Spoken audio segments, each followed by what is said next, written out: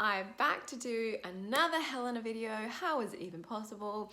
This one is Lo, she is one of this confederacy. This is a Midsummer Night's Dream Helena, and I've noticed it's on one of the drama school audition lists this year, so I thought it'd be a good one to look at in case you are preparing for drama school. Woohoo! I have actually done a full character video on Helena because there are some character things that are a little bit tricky. So if you want to know a little bit more about how to balance all the elements of her character and some acting technique things, I have linked it for you here. It's a little reminder to myself, Sarah, put the card here. But today I'm going to mostly look at the meanings of what she's actually talking about, a little bit of context, and a little bit of acting technique stuff as well. This is the great scene where all the lovers have kind of come across each other in the forest.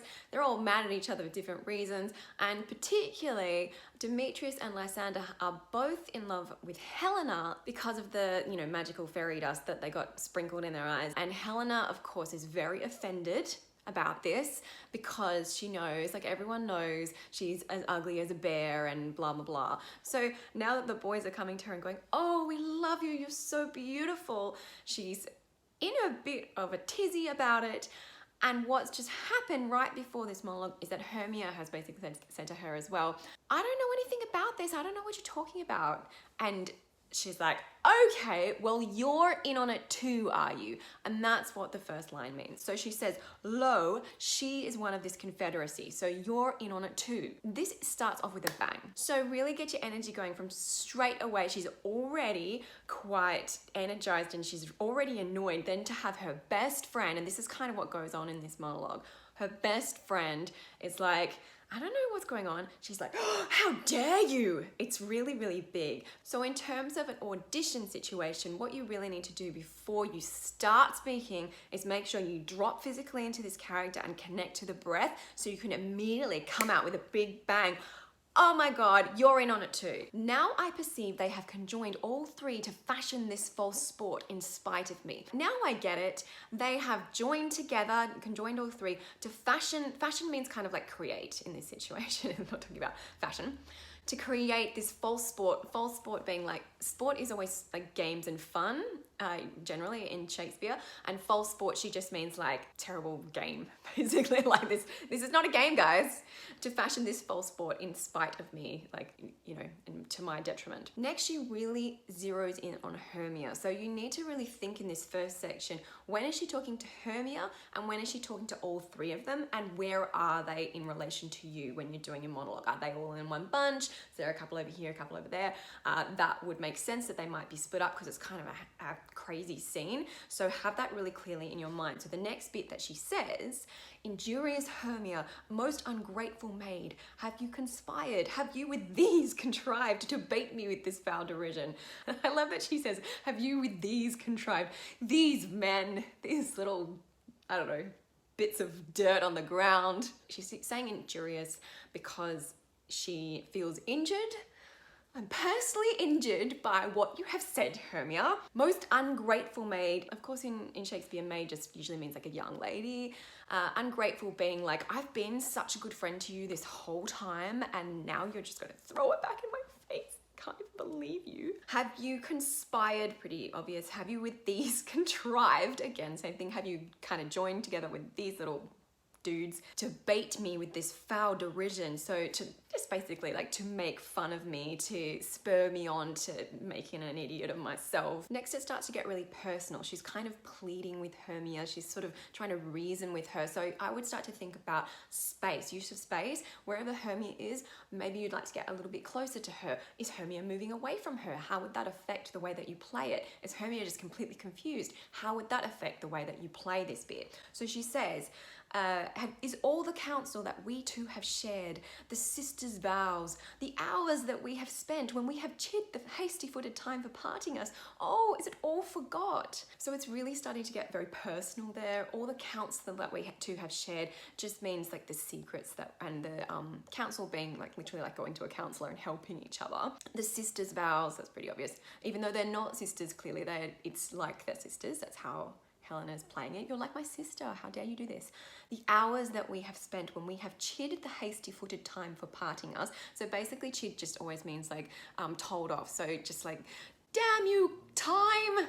How dare you be time to go home? Oh, is it all forgot? And oh should always be pretty. I mean, I'm doing it very oh, but it really should be something quite guttural. Whenever you get to an oh, that's a connection to breath.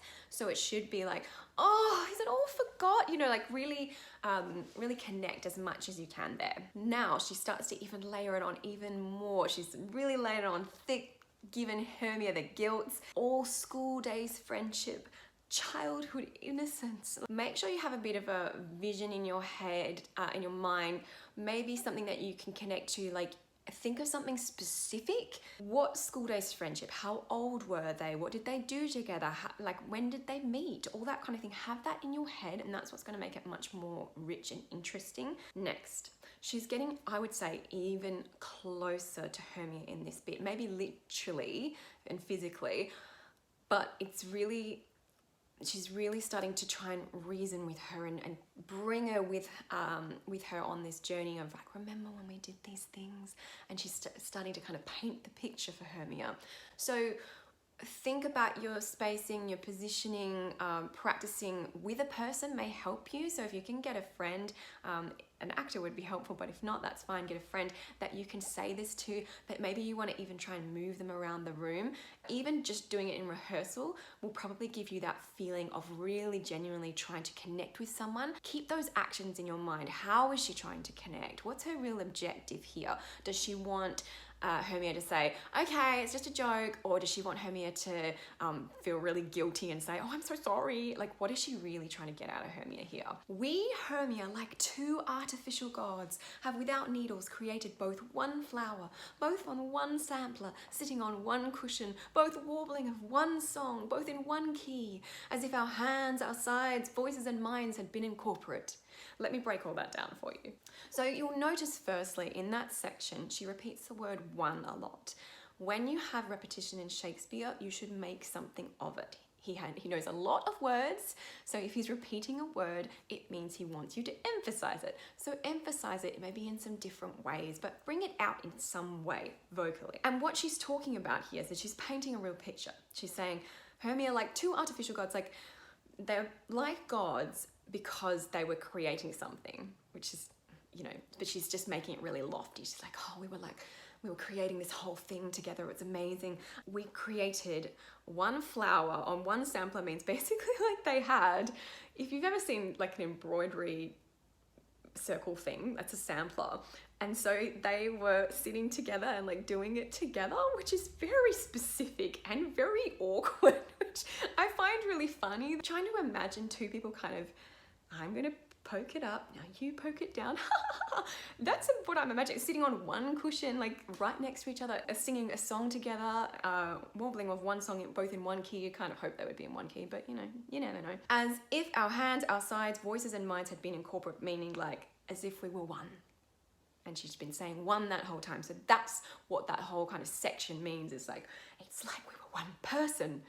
How can you divide yourself and side with these guys? She's very dramatic, this lady. And you do want to think about what level of dramatic you're going to be. And I believe I talked about that in the character video. So you might want to check out that and just think about what level of big you want to go. Going on. So we grow together like two a double cherry, seeming parted, but yet in union in petition.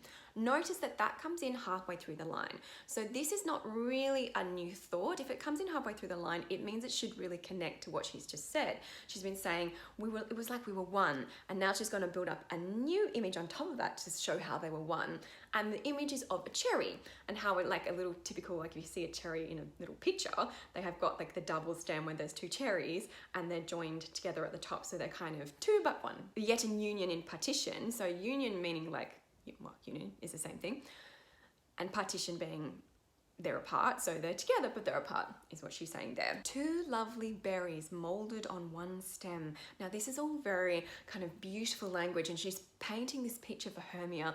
But interestingly, some of the language is a little bit sexual, or it can be taken, it can be sort of sexualized, especially I think by the guys. And this is very typical in productions of Shakespeare, is that the guys are reacting in some way, like every time the cherry is mentioned or the berries are mentioned or the, you know, the double things, they're like, woo, you know, what are you insinuating? And the boys are reacting, the guys are reacting in some way. That could be something that you might like to play with. You might be imagining that they're making stupid noises and you're like, shut up.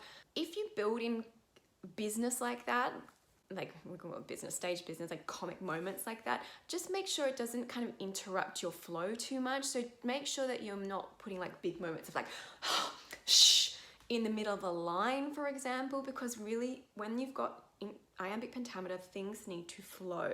So you shouldn't be putting big moments of business in the middle. They can only really come at the ends of lines or kind of at the end of a beat, or you could kind of throw it in like while you're talking, but you just need to be careful that it's not getting too muddy. So you can certainly make moments of interest there, and that could be a moment that really makes your monologue stand out for your audition more than someone else's. For example, if you're really thinking about what are the other characters doing on stage with me, that's great, and many people don't do that.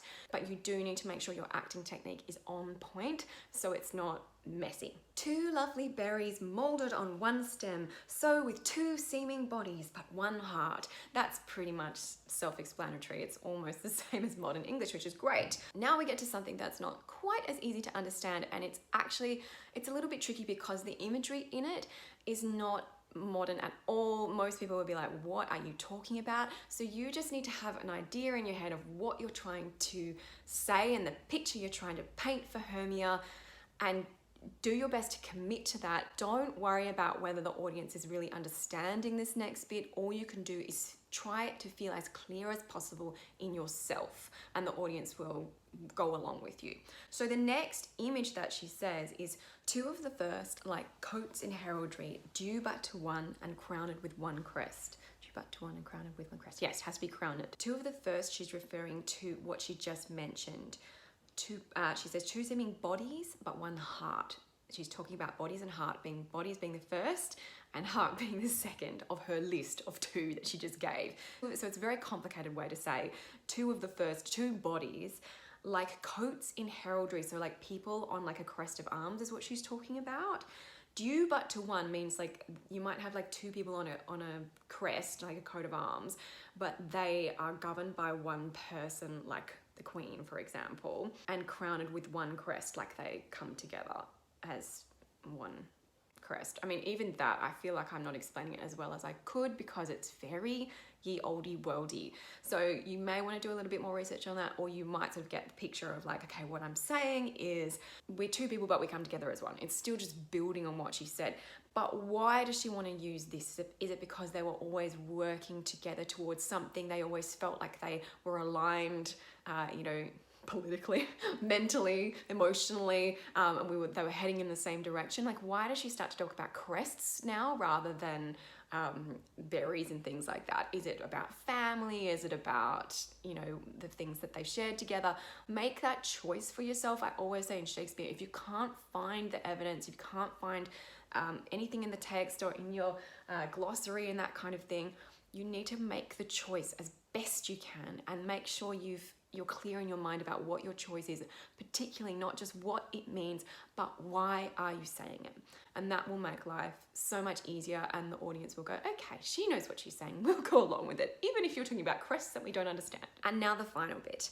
This really all does build quite sequentially. This is an interesting monologue in the sense that it kind of starts off with a bang, then comes down and builds, builds, builds, builds, and this is the final punch to Hermia. She's really asking her here, and will you rent our ancient love asunder? Rent our ancient love asunder means, rent means like pull it apart, and asunder means apart.